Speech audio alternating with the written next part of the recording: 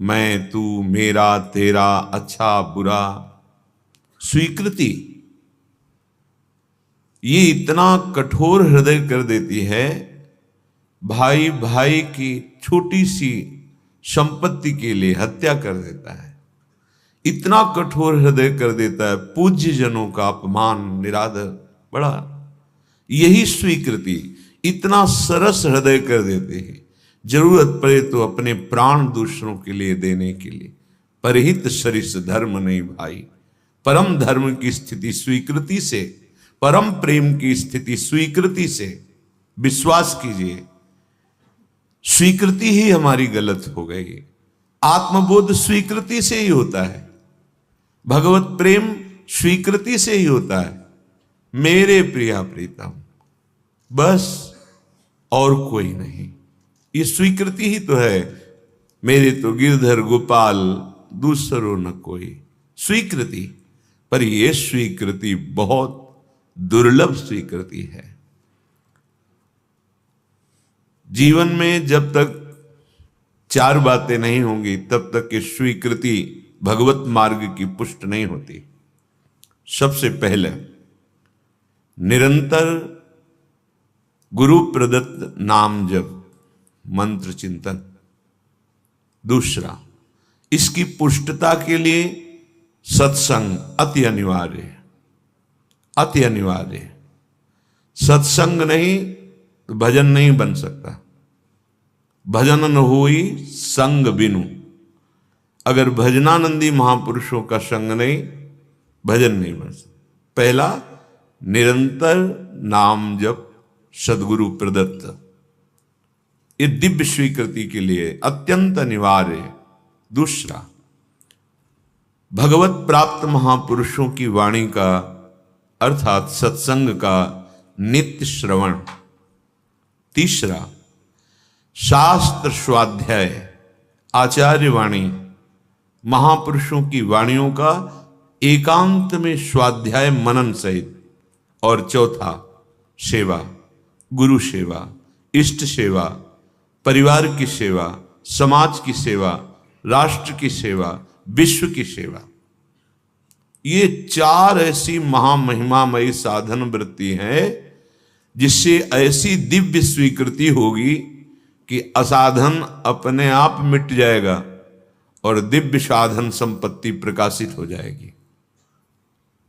पहला, गुरु प्रदत्त नाम मंत्र, अभ्यास निरंतर का।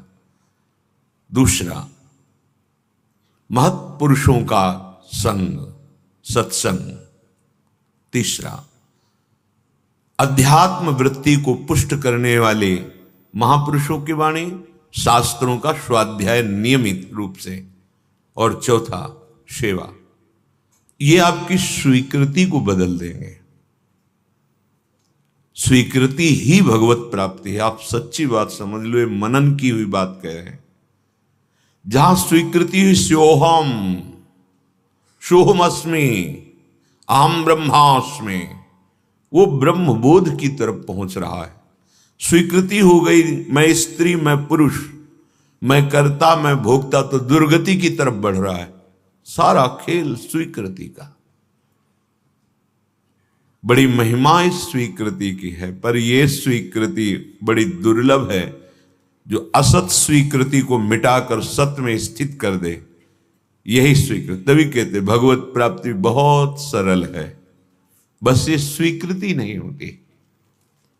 लाख उपाय करो, बार बार यही बना रहता है, मैं पुरुष हूं, मैं स्त्री हूं, मैं ये भोगा, मैं ये भोगूंगा, मैंने ये किया, मैं ये करूंगा, मेरे पास ये है, अब मैं ये प्राप्त कर लूंगा, बस लोकवत। इसी स्वीकृति से हमारी दुर्दशा हो गई। कैसे लोक में हाहाकार मचाए है, माया तांडव किए हैं। राग, द्वेष, ईर्ष्या, मत्सरता, लोभ, मोह, काम, क्रोध नष्ट किए हुए, और उससे वो सुख समझ रहे हैं।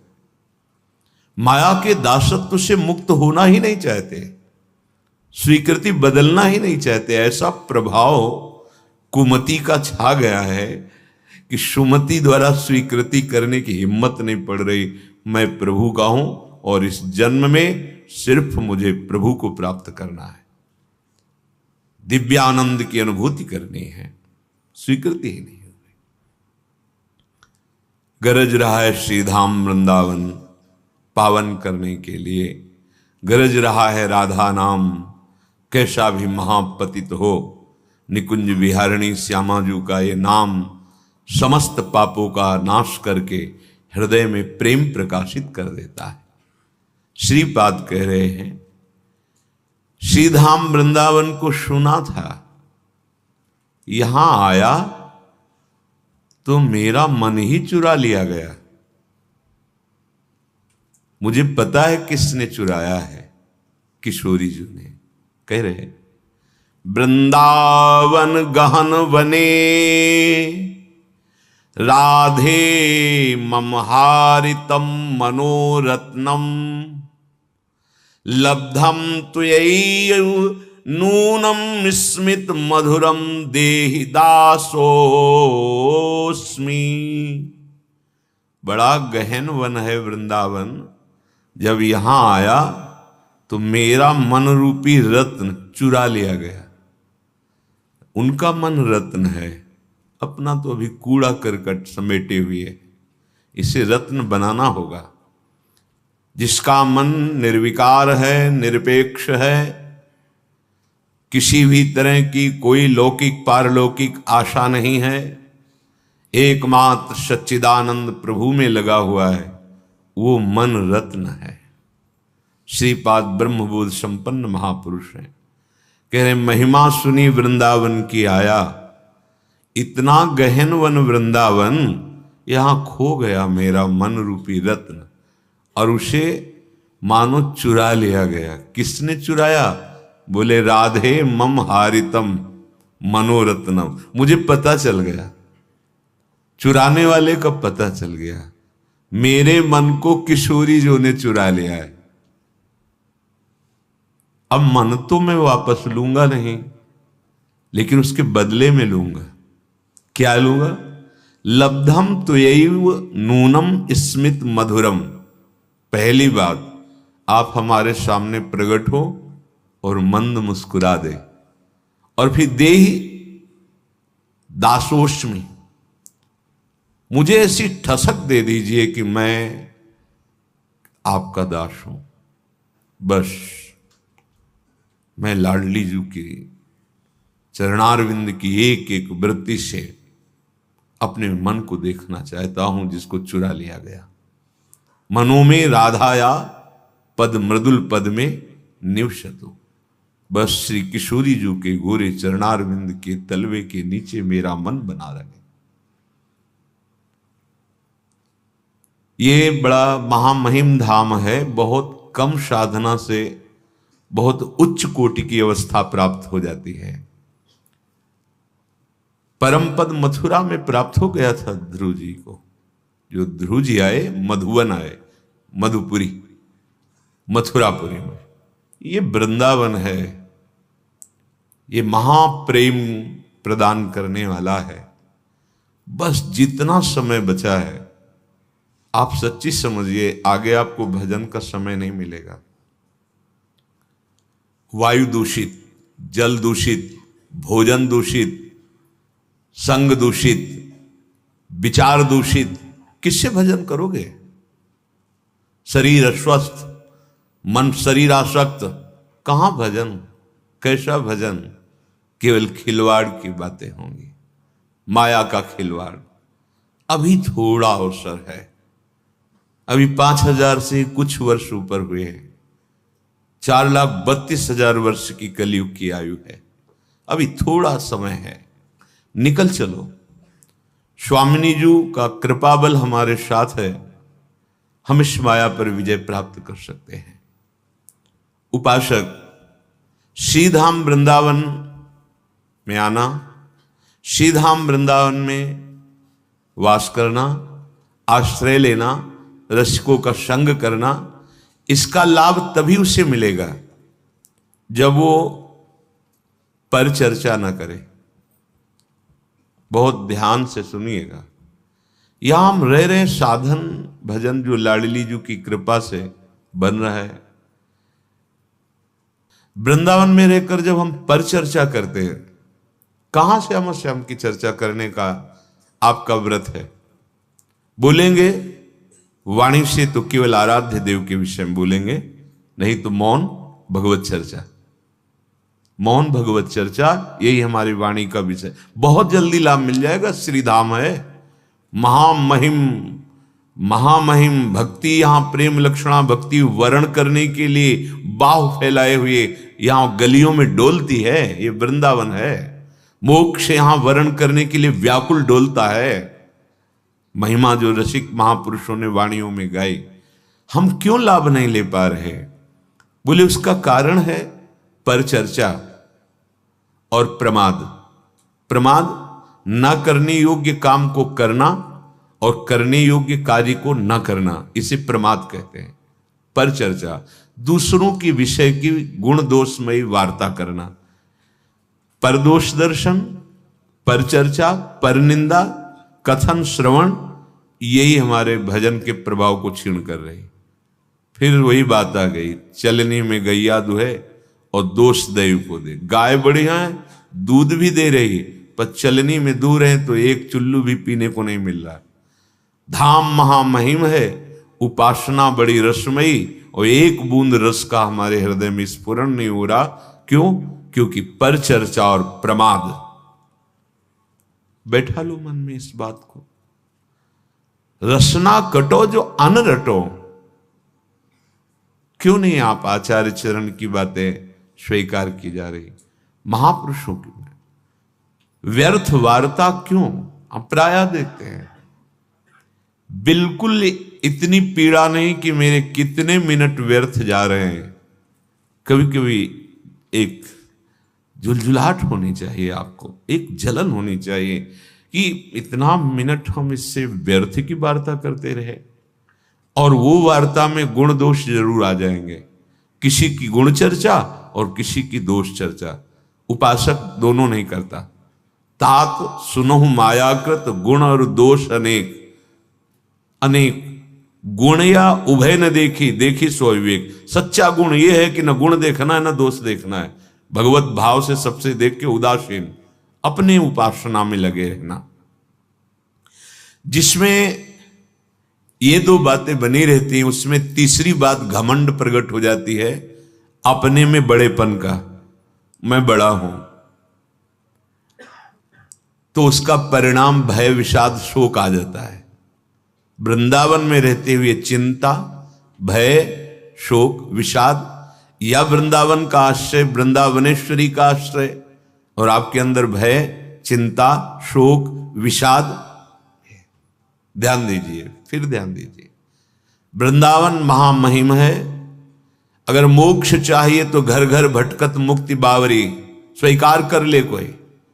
और प्रेम लक्षणा भक्ति तो यहां बाहु पसारे हुए हृदय से आलिंगन करने के लिए तैयार।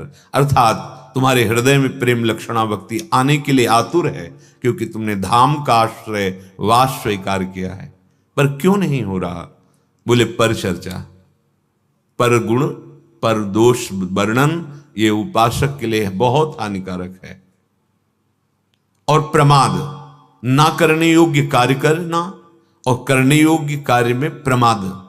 ये प्रमाद, अगर हमारे अंदर ये दो दोष यहां बढ़ गए तो तीसरा, अपने में बड़प्पन का सम्मान पाने की चाह, अपने में गुणाभिमान, देहाभिमान बढ़ जाएगा। परिणाम भय, विषाद, शोक, चिंता, ये उसके हृदय में आ जाएगी। जहां थोड़ी साधन वृत्ति बढ़ी तो उपदेशक बन जाता है उपासक। ये महापुरुषों के वचन है। उपदेशक तब तक बनने की आवश्यकता नहीं जब तक तुम षड्विकार पर विजय प्राप्त करके भगवत साक्षात्कार न कर लो, तब तक उपदेशक बनने का अधिकार नहीं है। जिस वस्तु का स्वाद नहीं चखा उसको बोलने का अधिकार कैसे प्राप्त हो गया?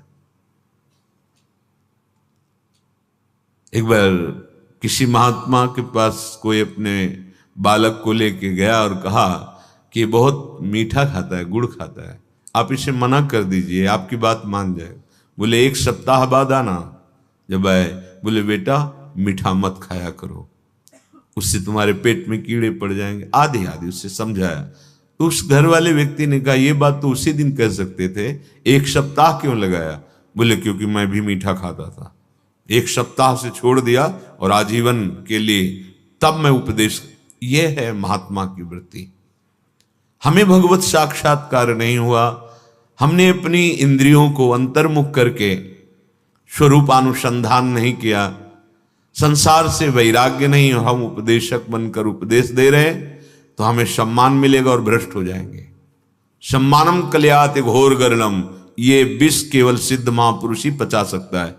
जैसे भगवान शिव हलाहल विष कुछ नहीं फर्क पड़ा, ऐसे ही जो शिव स्वरूप हो गया है, भगवत स्वरूप हो गया है, वो जो साधक अभी कोई स्थिति नहीं और उपदेशक बन जाता है, तो ये उपदेशक की भावना बड़ी उसको निंदनीय स्थिति में गिरा देती है, महापुरुषों के वचन खोखला कर देती है अंदर से।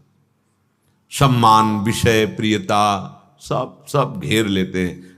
आज लड़ने की सामर्थ्य है नहीं, क्योंकि वो स्थिति नहीं आई, भूमिका नहीं आई, वो फिर अंदर ही अंदर वो खोखला हो जाता है। उपदेशक अपने को दूसरों का कल्याण करने वाला समझ बैठता है, और जो भगवत प्राप्त वो बोधयंता परस्परम कथयंति च माम नित्यम तुष्यंति च रमंति च, ये भगवद आदेश का पालन हो रहा है। स्वांतः सुखाय तुलसी रघुनाथ गाथा, जगत का मंगल नहीं, जगत तो जगदीश स्वरूप उनको अनुभव में आता है।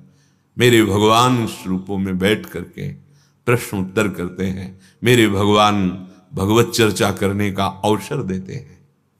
बोधयंता परस्परम, परस्पर भगवत चर्चा, उसी में तुष्ट होना, उसी में रमण करना, ये स्वभाव होता है। आशा बसन व्यसन ये आते नहीं, रघुपति चरित होए ता सुनहि, सनक सनंदन सनातन सनत कुमार, इन चारों कुमारों का स्वभाव है, एक चर्चा करने लगेंगे, तीन श्रोता बन जाएंगे। भगवान शिव चर्चा कर रहे हैं, अंबाजी श्रोता बनी। यहां उपदेशक की वृत्ति नहीं है, यहां स्वांता सुखाय है। जो वाणी द्वारा तुमने बोला वो तुम्हारे हृदय में है, तुम्हारे आचरण में है नहीं, तो दंभ कहा जाएगा। इसी को दंभ कहा जाता है। इसलिए उपासक जब तक अनुभव न हो जाए तब तक वाणी खोले नहीं, फिर जब खोलेगा तो लाखों की हृदय ग्रंथि को खोल देगा वो, क्योंकि वो सामर्थ्य उसकी वाणी में जागृत हो जाती है।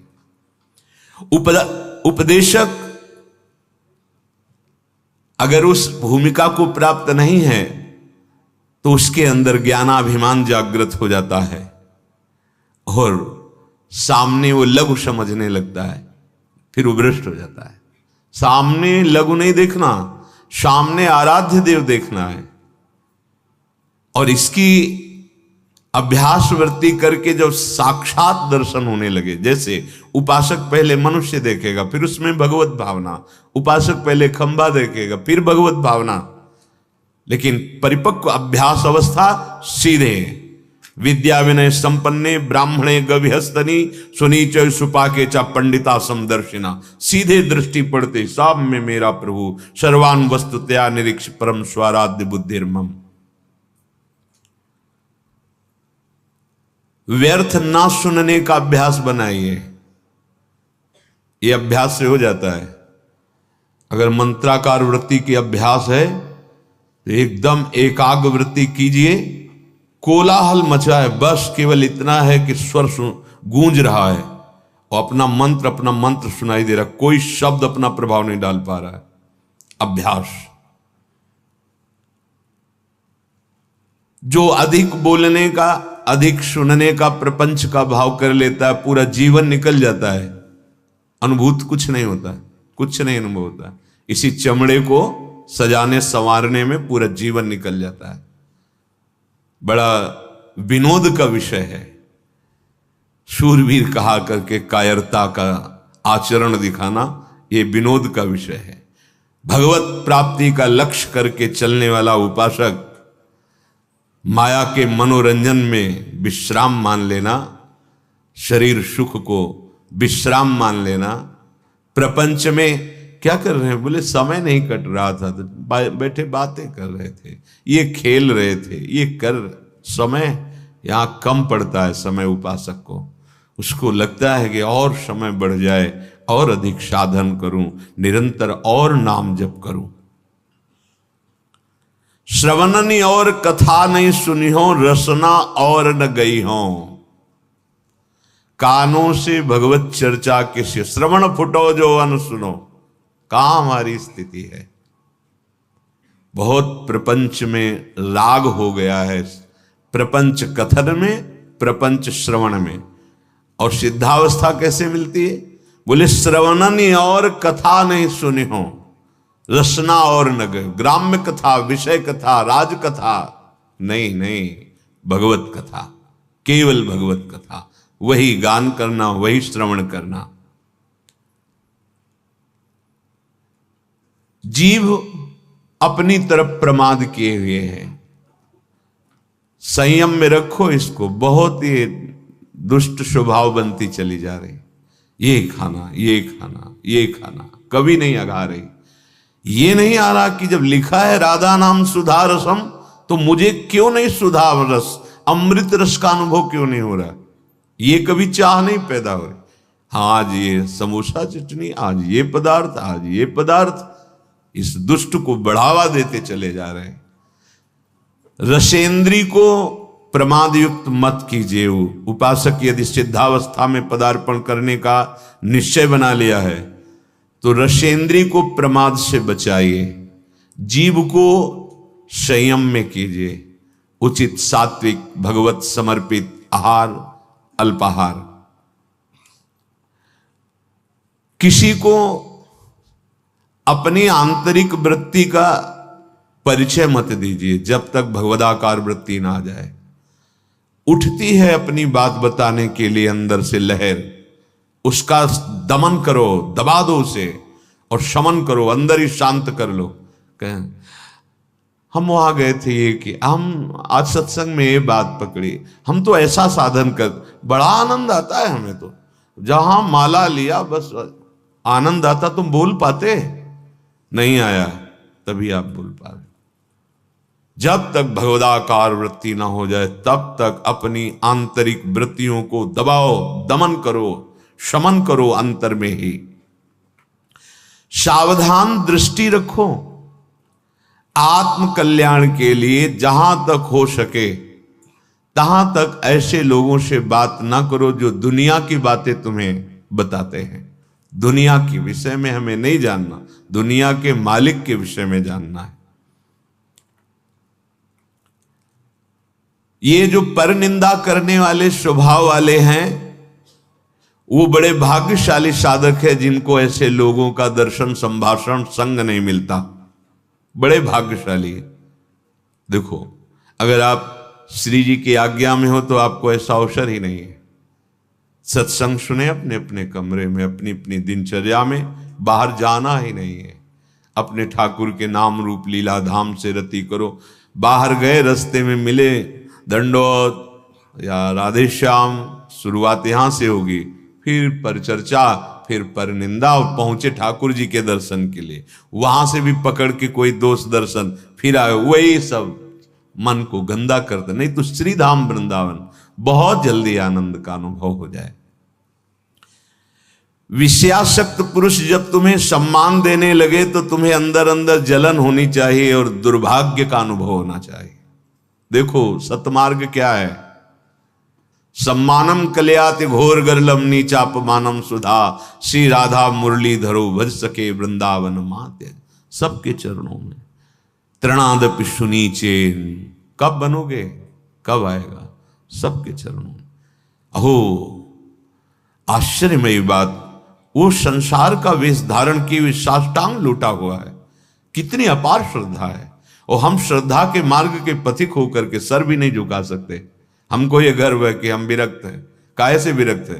देहाभिमान से, विषयों से, किससे? वहां उसकी दैन्यता को देखो, वो साष्टांग लूटा हुआ पड़ा है। केवल आपको इस भाव से ये भगवान के दास हैं, तो आप अपने भगवान को नहीं पहचान पा रहे, उस रूप में कोटिशाह उनके चरणों में दंडवत है। कहीं छू न जाए किसी का प्रणाम, नमस्कार, वंदना, स्तुति, ये कहीं हमारे हृदय को स्पर्श न कर ले, नहीं तो मलिन कर देगी पक्का। विषयासक्त पुरुष द्वारा किया हुआ सम्मान यदि स्वीकार करते हो तो तुम्हारा दुर्भाग्य है। हां, अगर कोई साधु कहता है भगवत मार्ग का कि अहोभाग्य तुम्हारे, बहुत सही, चलो आगे, तो हृदय में आनंदित होना चाहिए कि प्रमाण मिल रहा है कि मार्ग सही है, संत वचन मिल रहे हैं।